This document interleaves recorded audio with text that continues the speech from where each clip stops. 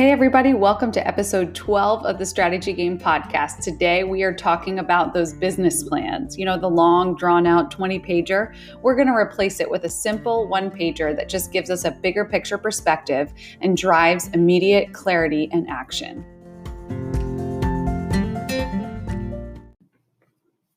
Okay, so we all know what a business plan is. And we probably all have put something together over some period of time when we started our business, or maybe we didn't. Maybe we've just been rolling with it and we haven't really needed a business plan. But right now, the way things are in our world, we really need to get even more intentional, more strategic, listen more to what we're hearing from ourselves, from our trusted voices in our lives, to be able to continuously iterate on our business model. So that's why we're doing this episode today. We're talking about business plans. So you might picture the typical 20-pager, as I said in the intro, that no one ever really reads, let alone put into practice. So this is why we use the simplified version in the Strategy Masterclass. And the goal is to fill this out and revisit it maybe weekly, maybe monthly, maybe quarterly as you continuously iterate on your business model and pull back to get a little bit strategic regularly. And it really, it's the habit of being strategic and shifting your mindset from operations mode to strategy mode. And that's an important distinction to make in your mindset regularly as you move into a season of figuring out how to operate right now in the world. So we're talking through the simplified business plan. And in our show notes, we're going to include a link to the free PDF where you can go and grab this simplified business plan and work through it. But as you're listening, feel free to grab your journal and just write out thoughts candidly as you're going through this. So a simplified business plan is just a one sheet, and I'm going to talk through the categories. And as I'm talking through the categories, just make some mental notes in your phone or in your journal, and then you can go back and grab the PDF.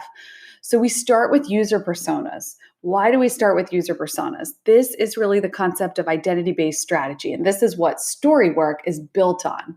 So really, identity-based strategy evolves around the identity of who you are as a company and who your customers are.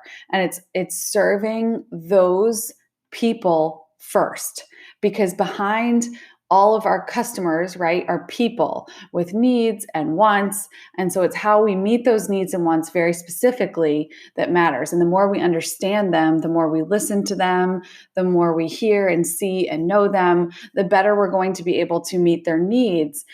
And not only that, but create experiences that delight. And they don't always have to be big things. They can be really small things. And that's where, go back a few episodes when we talk about journey maps, if you're looking for ways to delight. If you're saying, listen, I really need to look at my whole process from start to finish and insert those moments of delight.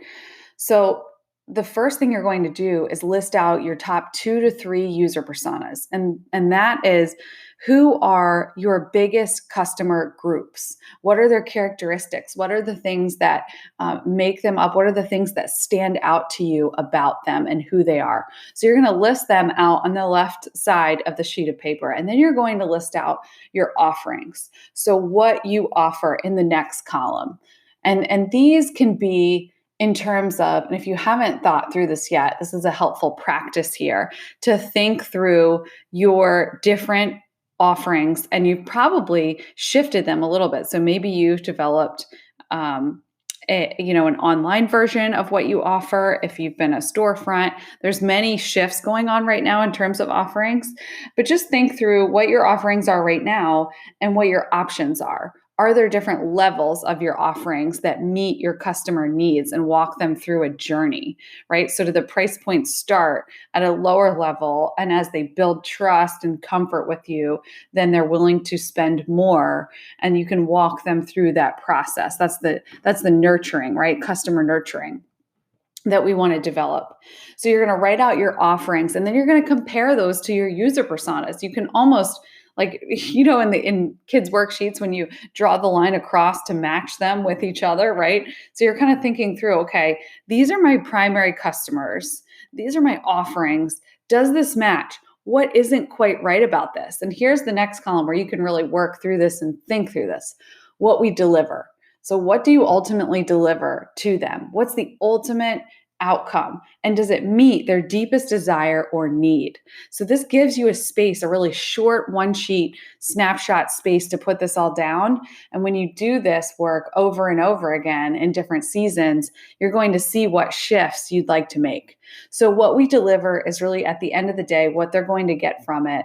And then you're going to answer, does that meet their need? And this is where you can maybe start to see some tweaks or shifts that you want to make, or maybe add in some different options or take away some options that aren't maybe relevant to them or meeting their needs. The next column is for collaborators and partners. Collaborators and partners and are really identifying any potential collaborations and partnerships in order of priority. So if you haven't listened to the episode on using your ecosystem maps, go back and listen to that, because that really has you outline all of the partnerships and the collaborations around you, around your customers. So where do they go every day? What do they do every day? Just walk a day in the life of their shoes and list out what it looks like, what they do, and the brands and the spaces that they interact with. And where can you partner or set up a collaboration to be able to speak to them there in the channels and places that they are already going. So be sure to take note of those places and list them alongside of what you offer. And then you're going to move into channels in order of priority. So, what are the channels? Where are you reaching them right now? And what is working and what is not working? So, ranking, especially if it's social channels, you're going to identify those and you're going to list those out. And then think through, where am I getting responses? Where am I not getting responses? What needs to happen in order for me to drive business? How can I create an organic movement through people sharing what I am selling, right, through my channels? So you might be looking at your email content and how consistent that is and what's going out and is it meeting their needs. You're going to compare everything against the user personas in this document, in this one-page document. So you might be looking at the emails, or if you have a podcast, or your social media channels, or if you have a storefront, where are you marketing aside from social media and email and your website, anywhere else that you're marketing?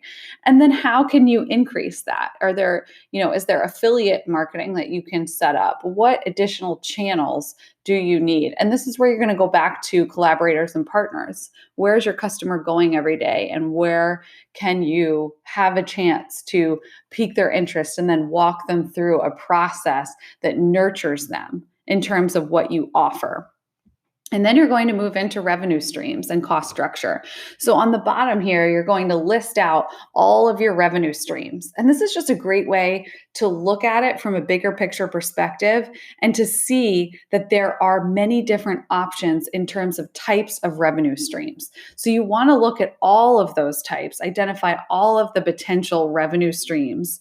Think outside the box. There may be even ways that aren't yet on your radar. Conduct some interviews with fellow entrepreneurs. Have a brainstorming session with them. Reach out to have a strategy session, a Q&A session to unpack different revenue streams if you're not quite sure.